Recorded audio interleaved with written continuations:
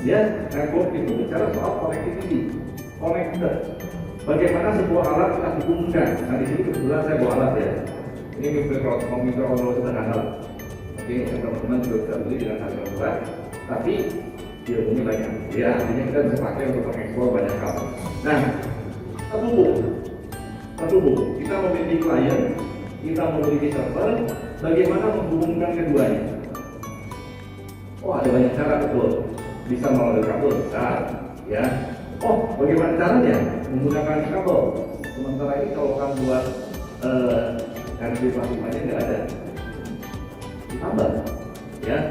Bagaimana menambahnya? Kami modulnya hari ini gampang. Oh, kalau sudah ada modulnya diterapkan, gimana mengaktifkannya? Nah, pertanyaan-pertanyaan seperti itulah yang diharapkan ada dan muncul. Sehingga kita tuh terdorong untuk terus merambah sehingga kita mencapai satu tujuan, yaitu kita bisa menghubungkan alat ini ke jaringan dengan berbagai cara, dengan wireless, wifi, dengan LoRa, dengan Bluetooth, dengan apa lagi?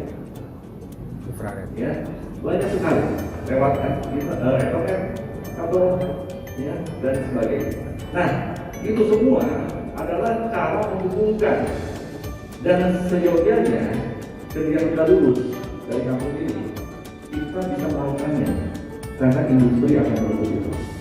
Sekali lagi ya, karena industri akan menuntut itu.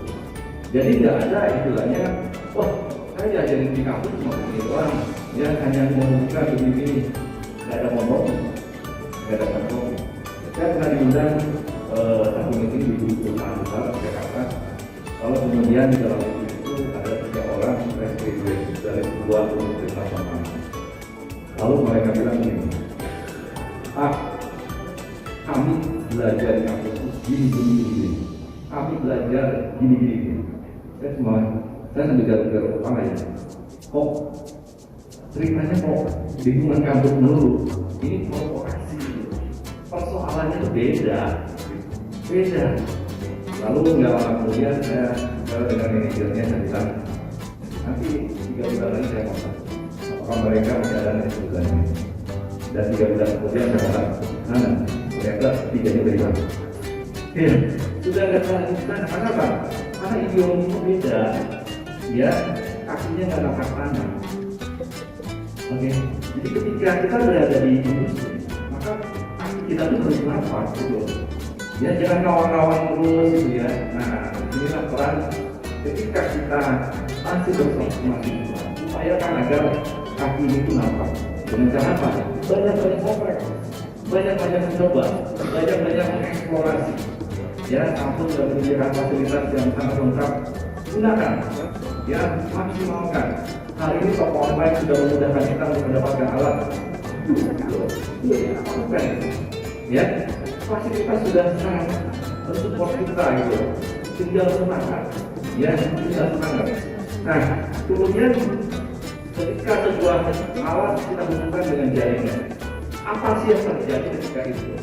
Oh, harus pakai protokol, ya, supaya protokol komunikasi. Protokol itu apa sih? Implementasinya seperti apa? Ya, protokol itu ada, saya pernah dengar yang namanya TCP, ya, TCP IP. Apa itu? Cara kerjanya bagaimana? Terus dikejar, ya, sehingga dari situ pengetahuan kita bertambah. Kemudian ketika kita mencoba, pengalaman kita terus bertambah. Oke, nah ini ada ini. Nah, ada jaringan. Siapa yang tahu TCP? Apa bedanya dengan UPC?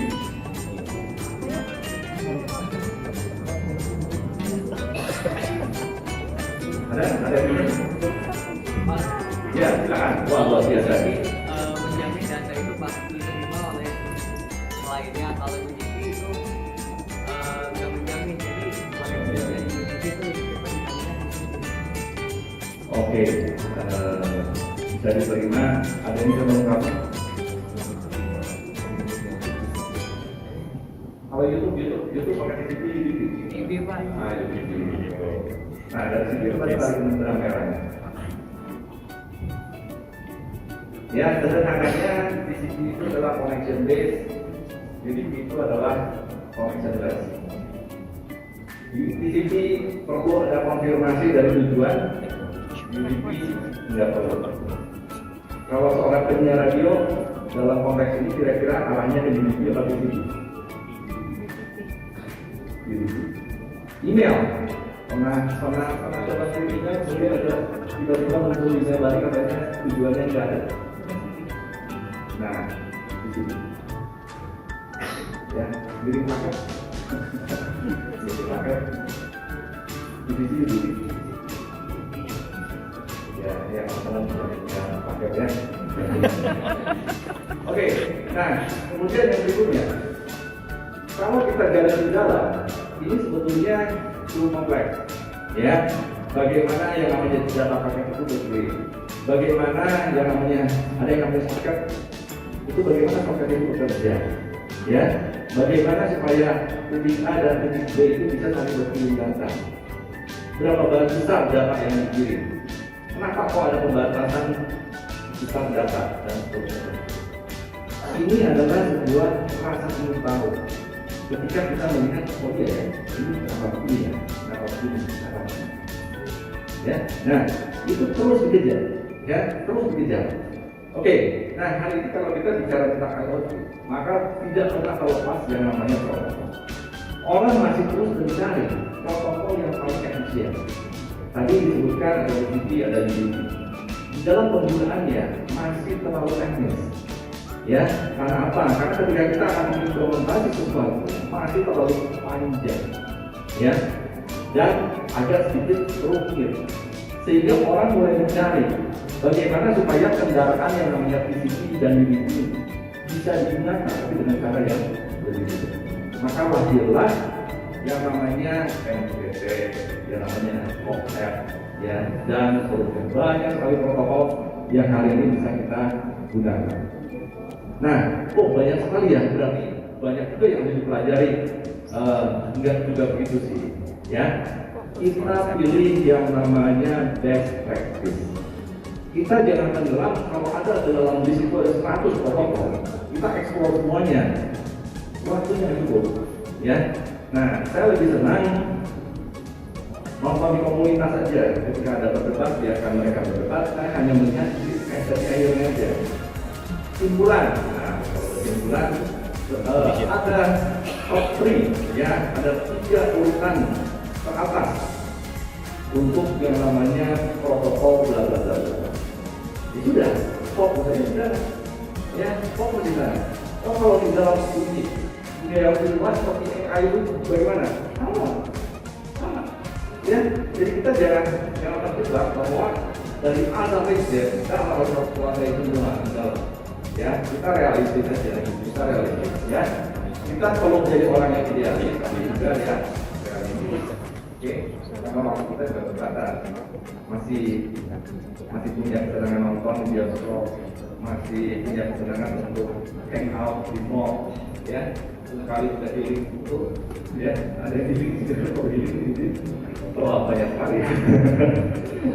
Oke, nah lalu kemudian ketika kita bicara protokol, maka di sini kita akan melihat yang namanya kerumitan.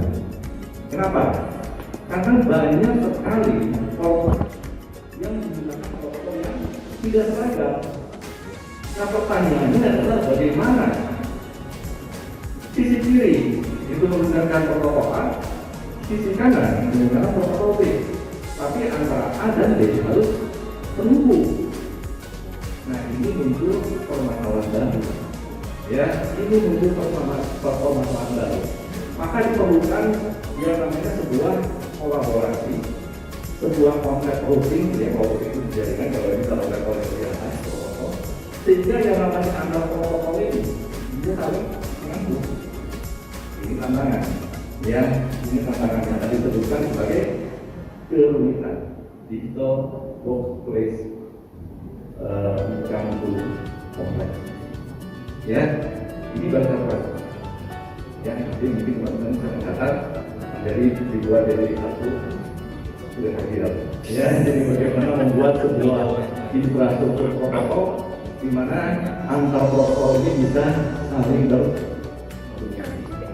Ini kondisi yang tidak akan terlepaskan karena situasi hari ini namanya COVID. Oke. Nah, lalu yang ketiga, HTTP, ya. Ini adalah sebuah protokol. Saya akan membahas secara cepat saja beberapa hal, ya, jadi tidak terlalu detail. Nah, HTTP, Hypertext Transfer Protocol, ini adalah sebuah protokol yang mungkin kita sangat familiar, karena hampir setiap hari kita browsing pakai HTTP, ya. Nah, pertanyaannya adalah bagaimana sih HTTP itu bekerja? Ya, sebetulnya apa sih yang dilakukan ketika sebuah klien menghubungi server dengan cara HTTP? Apa sebetulnya yang terjadi? Nah, dari eksplorasi itu sekali lagi kita harus punya, ya, kita harus punya. Jadi bukan cuma sekedar HTTP www.google.com itu aja, kalau kemudian ketika keywordnya apa dan sebagainya. Ya, kita hanya itu, tapi kita juga mengeksplorasi. Karena kita harus mahasiswa ya, jadi harus punya dari eksplorasinya itu kuat. Nah, jadi HTTP itu apa? Ya, lalu dalam perkembangannya itu seperti apa? Nah, kita harus melihat karakter, karena karakteristik dari masing-masing protokol itu pasti ada. Ya, nggak mungkin semua protokol itu punya karakter yang sama. Pasti beda, ya, satu dengan yang lain pasti ada perbedaan. Nah, HTTP ini dia menggunakan konsep itu adalah request response.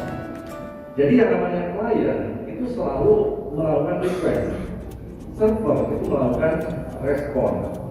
Nah, jadi dari karakternya seperti ini, maka kita jangan berbalik, ya.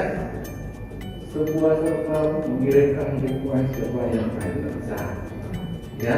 Karena apa? Karena tipikalnya adalah klien server, klien mengirimkan request, server mengirimkan respon.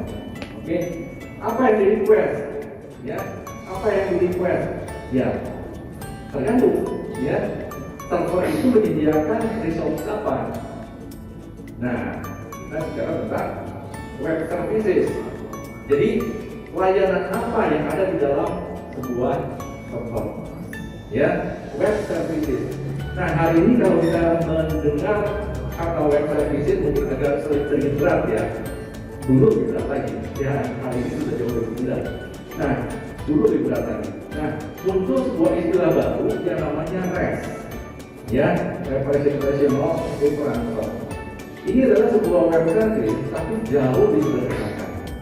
Sehingga ketika kita akan menerapkan yang namanya Internet of Things, di mana yang berkomunikasi itu adalah mesin dengan mesin, ya, mikrokontroller dengan sebuah server tanpa ada intervensi manusia di sana, maka tentu tata caranya itu harus disederhanakan. Kita nggak bisa menggunakan cara seperti halnya kita membuka website, kita browsing dengan browser. Terlalu rumit, ya. Mesin tidak perlu menggunakan cara seperti itu. Terlalu rumit. Nah, sehingga muncullah yang namanya REST. Ya. Nah, REST ini menyediakan yang namanya API, Application Programming Interface. Jadi melalui pintu-pintu API inilah kita mulai memanfaatkan atau kita bisa memanfaatkan yang namanya sumber-sumber daya yang ada di sebuah server. Caranya sederhana, ya, sederhana.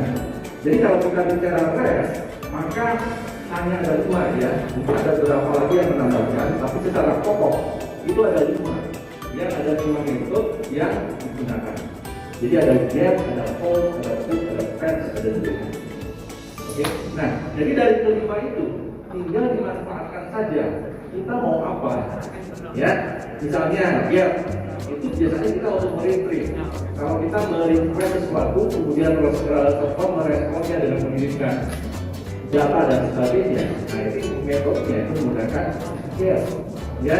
Lalu post, kita mau create sebuah resource baru di server, ya, dan seterusnya dan seterusnya. Nah, kelima yang pertama ini kita harus pahami, ya. Kok Pak kalau begitu pakai servernya server apa? Server yang ada di sana kayaknya enggak bisa tuh menggunakan perintah-perintah get, post dan seterusnya.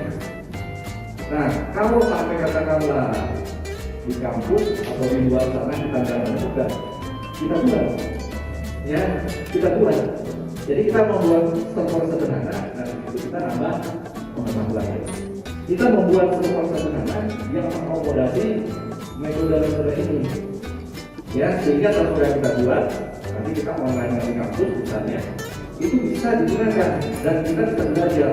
Oh ternyata yang namanya dia ini harus terjadi seperti ini. Oh yang namanya post itu terjadi seperti ini dan seterusnya. Hal ini sudah sangat dimudahkan, ya sangat dimudahkan. Nanti saya akan menunjukkan sedikit. Nah, lalu kemudian yang berikutnya, kalau kita bicara REST, kita bicara API, kita bicara yang namanya endpoint, ya endpoint. Mungkin yang namanya tulisan slash customer, ya atau mungkin apa ya?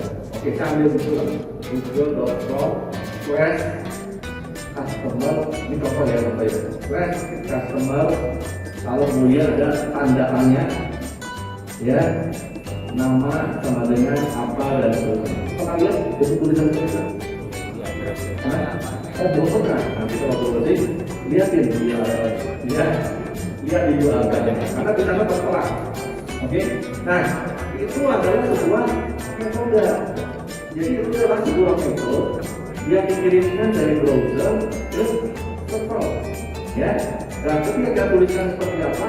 google.com/customer tanda tanya bla bla bla bla. Nah, customer itu namanya endpoint, ya endpoint. Jadi endpoint itu adalah sebuah resource yang ada di server yang bisa kita manfaatkan, ya.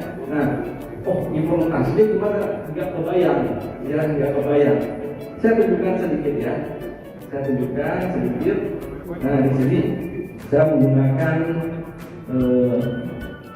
apa namanya?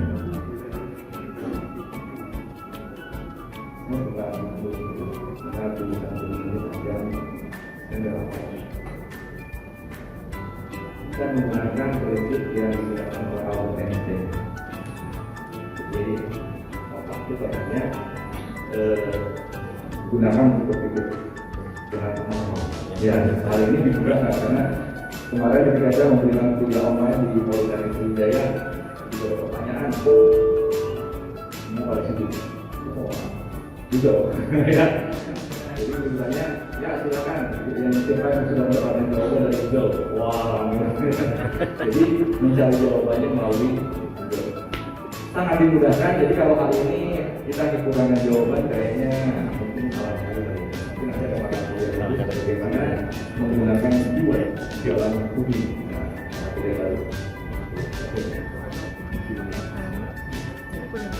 Nah, kalau kita lihat di sini, ya ada satu skala atau mungkin besar.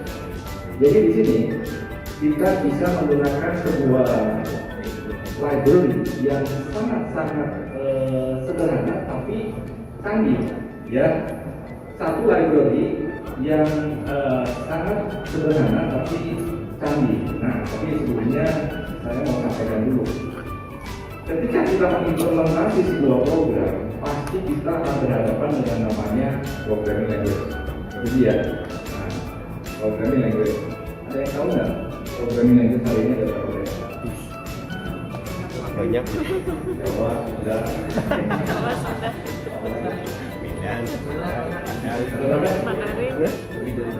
Oh iya itu pasti. Ada berapa ya? Banyak. 10, 20, 30.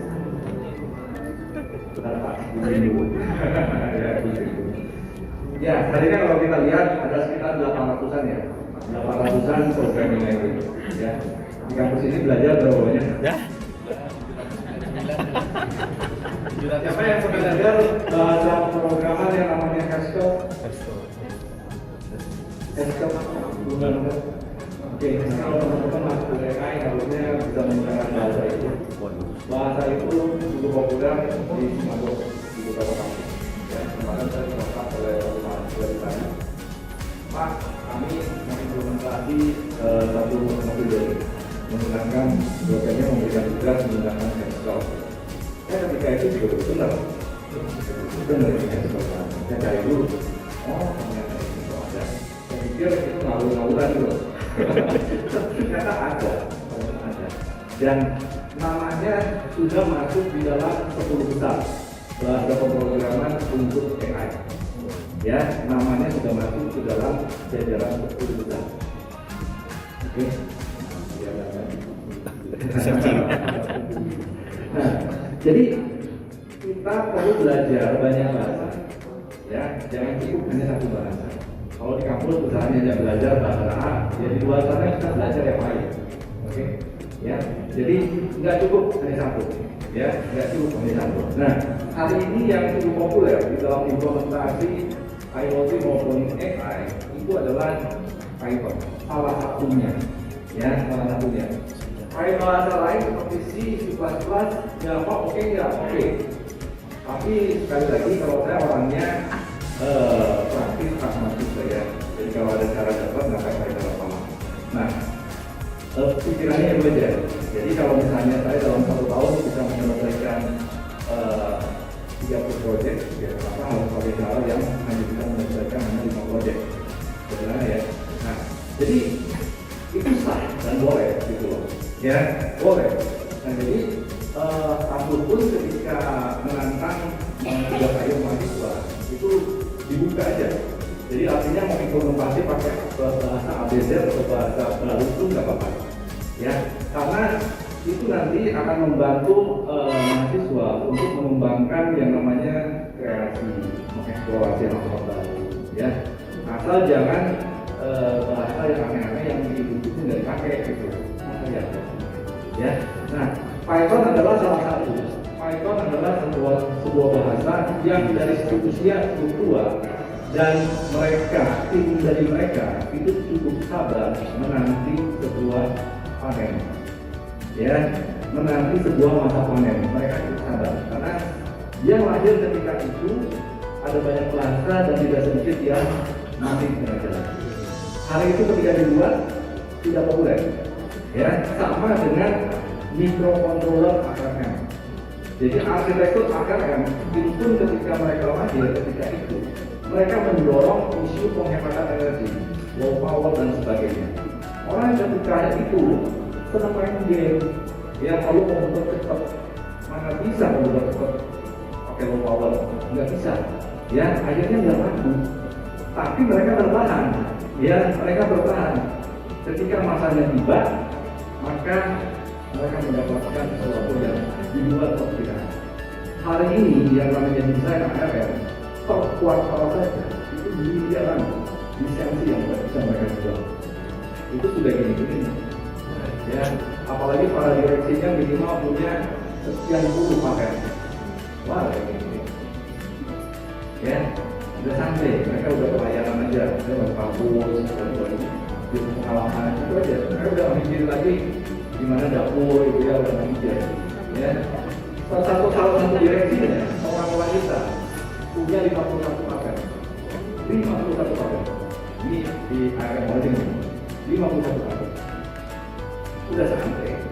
Ya, udah nggak mikir lagi masalah finansial. Nah, Python pun sama. Bahasa Python itu lahir sebelum Java. Jadi Java dengan Python duluan. Ya, makanya ada beberapa script Java itu mirip dengan Python. Oke, nah jadi Python itu duluan. Tapi hari itu karena Java disokong oleh industri, maka cepat populer Python komunitas. Ya, nah tapi mereka bertahan. Akhirnya ketika masa itu tiba, era tahun 2010 ke atas ya, itu mulai tiba-tiba itu menjadi sebuah raksasa yang tiba-tiba bangun gitu. Ya, langsung kampus-kampus akan sibuk. Ya, kenapa? Karena belum ada yang namanya Python programming. Mulai masuk. Ya, itu nggak cuma di Indonesia, di luar pun sama. Ya, kemarin saya ketemu lagi mahasiswa lain yang dari Malaysia, dari Singapura, itu juga sama. Ya, didorong supaya dalam waktu yang hanya sekian minggu mereka harus menjadi seorang ahli di bidang Python programming. Harus cepat. Dikasih proyek, besok selesai. Wah, itu mereka betul-betul bidang. Nah, Python memiliki banyak kemudahan. banyak fasilitas. Ya, siapa di sini yang kenal dengan Arduino? Ada? Wah, banyak ya. Nah, Arduino itu populer karena apa? Karena banyak contekan. Ya. Jadi library-nya banyak sekali. Seolah-olah menjadi dewa di komputer. Ya, apapun bisa dengan Arduino. Ya, jadi cukup dia banyak. Apalagi mau cari library, banyak berarti ketemu. Ya, bikin juga akhir juga gampang. Ya, nah, saking banyaknya. Nah, sebetulnya dia meniru konsep dari Python itu library yang sangat ketika saya dalam itu dengan satu mahasiswa S2 ITB tentang kripto ya, kripto. Saya pikir, wah kayaknya Python ada nih, karena konsep kriptonya itu agak sedikit rumit gitu ya. Saya sendiri tidak tahu kayak dia, jurnal-jurnalnya pun sedikit sekali. Tapi ketika coba cari dari ada gitu ya, sehingga saya pikir untuk yang sangat-sangat spesifik pun ada, maka untuk kalian itu wajar. Ya, nah salah satunya adalah untuk membuat web services. Ya, untuk membuat web services ada sebuah library yang namanya Flash. Ya. Ada yang satu library yang namanya Flash. Nah, library Flash ini itu sangat-sangat sederhana, tapi sangat-sangat kaya.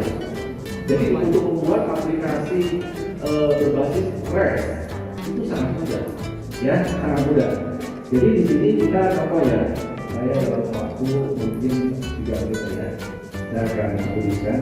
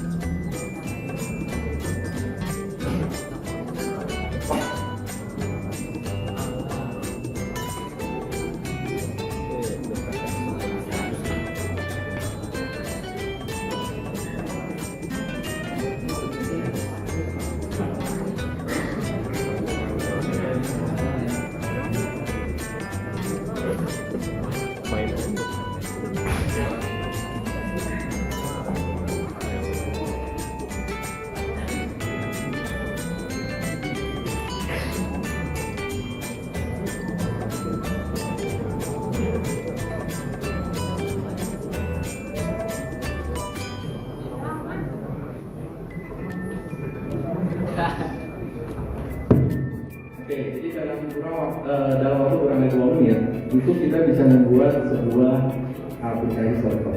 Ya, jadi yang ketika kita akses, kita bisa akses itu dengan cara seperti ini.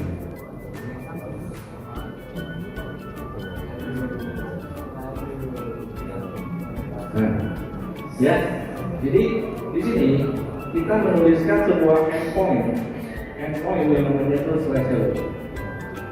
Ya, lalu tulisan hello ini muncul.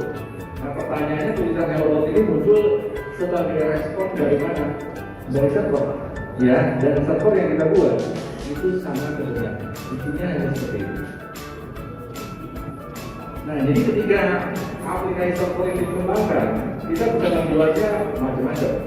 Akses ke database, akses ke hardware, mengirim lagi ke server yang lain dan sebagainya. Nah, jadi yang namanya Flash ini itu sebuah microwave framework yang sangat lengkap dan kita bisa memanfaatkan Flash ini untuk over Internet of Things. Bisa nggak ini digabung dengan AI? Oh, bisa. Sangat bisa. Ya, jadi kolaborasinya itu bisa kita lakukan dengan mudah.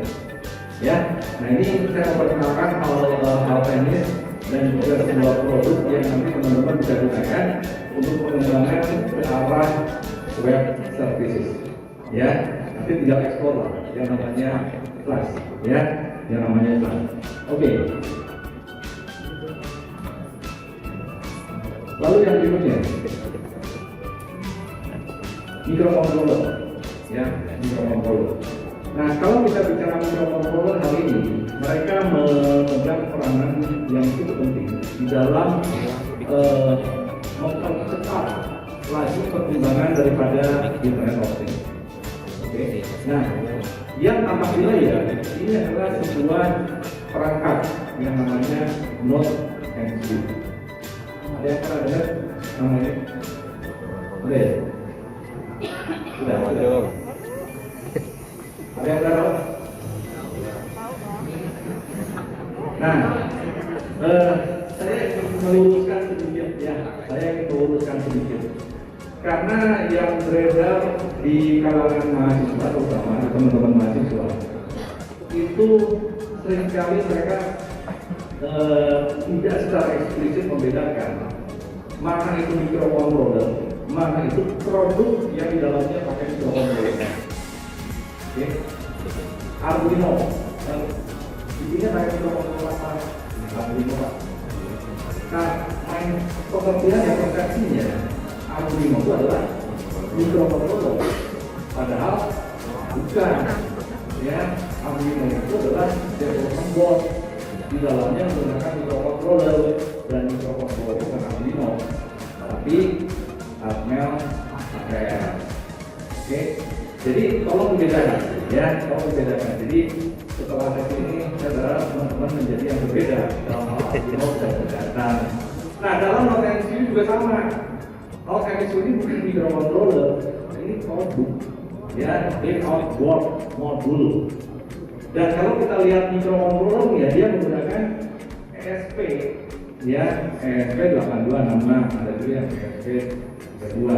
Nah, kalau mau dibedah lebih lanjut, dalaman daripada ESP itu apa? Nah, kita perlu tahu, ya, kita perlu tahu, ini sedikit lah, perlu tahu. Nah, kalau kita perhatikan bahwa oh ternyata microcontrollernya di dalamnya itu dia menggunakan Tensilica, ya. Nah, Tensilica ini sebuah vendor microcontroller di Amerika yang menarik. Karena apa? Kita bisa pesan, makanya pesan arsitekturnya seperti apa?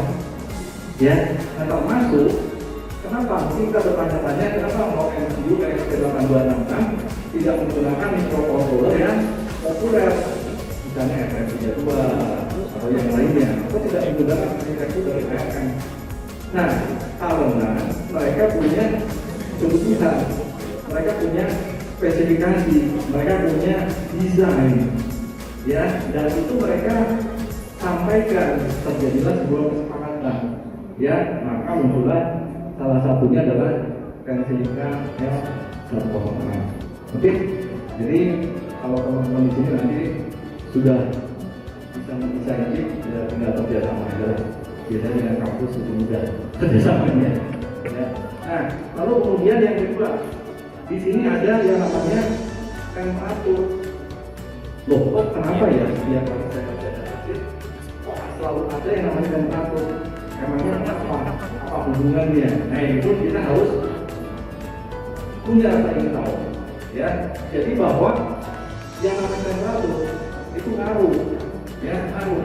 Makanya ada yang namanya tuh kualitas, ya, kualitas. Nah, jadi mulai ada yang namanya tuh commercial grade, industrial grade, automotive grade, military grade, medical grade. Nah, grade-grade ini kita harus pahami, apalagi kita nanti banyak berhubungan dengan dunia industri. Jangan sampai program sudah benar, tapi karena kualitas chip yang digunakan tidak sesuai, akhirnya ketika dipasang, ya. Nah, seperti kemarin ada cerita dari teman-teman di Surabaya Dia bilang ini Pak, kami dapat proyek industri, kami siapkan dengan amat sangat baik. 7 hari dari dimatikan dia, ya, dinyalakan terus, biarin aja dulu, mulus, lancar. Nah hari itu